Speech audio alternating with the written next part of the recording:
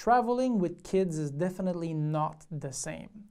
Okay, now here, of course, I understand that, you know, like in some resort they would have like, you know, stuff to do for the kids and stuff. So once you're on the resort, once you're on a property, that's not an issue at all. But if you want to travel outside the property, now you have to start thinking about that, especially if it's not safe. And like, for example, on this trip, I'm going in 2 weeks. We're going to Hard Rock in Mexico again. We're going 6 weeks a year.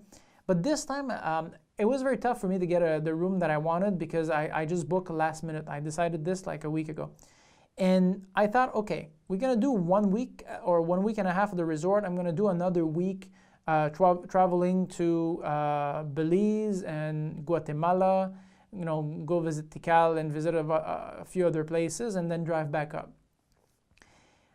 Technically, okay, I researched that because, like I mentioned to you in other video tips, I always research. So I call a few of my friends in Guatemala, some of my friends in Mexico, check around online to see how it is. Rental companies will not rent me a car to go from Mexico to Guatemala. They say it's not safe, they will not rent me a car.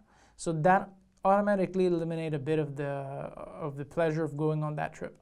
The second thing is, they say it's not safe. There's a lot of possibility in small roads that you could be stopped, harassed, people can, you know, like ask you for money or literally try to kidnap you or something like that, or you know, sometimes bullet flies, they say.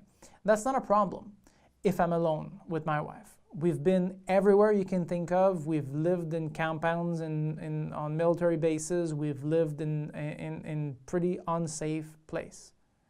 We've been involved in bombings, well, victim of bombings.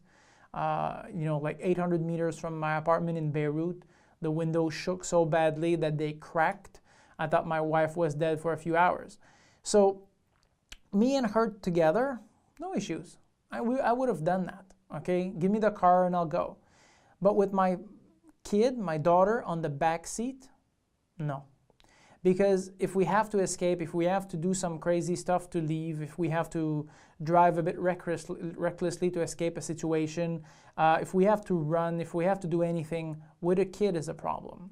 And one of the guy, he's a US soldier, special forces, that brought us to Baghdad to teach us something for 5 days, how to withstand kidnapping and, you know, like the concept of gray mine and the concept of, you know, trying to keep your watch and, you know, try to measure the time and try to ground yourself to things, said something very, very valuable.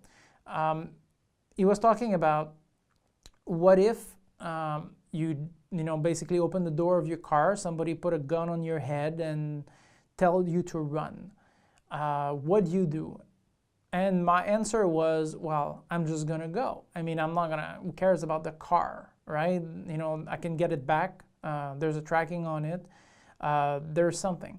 And then he goes, okay, but what if you had your 6-year-old daughter strapped in on the back seat? Then can you run? I can't.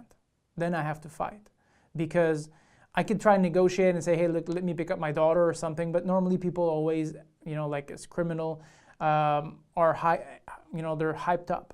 They're not going to say, oh, okay, sure, no problem. Take the time to go and remove the seat at the back and take your daughter with you. Don't worry about it. We'll leave you time to do that. No.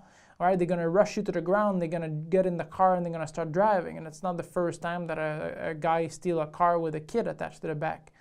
So honestly, traveling with your kids is a completely different ball game. So please keep that in mind depending where you're going. Could be cruise, could be anything, okay? And how your kid is designed to cope as well. Now we've been in the Philippines, we've been in Jamaica for a while. My daughter is becoming very tough.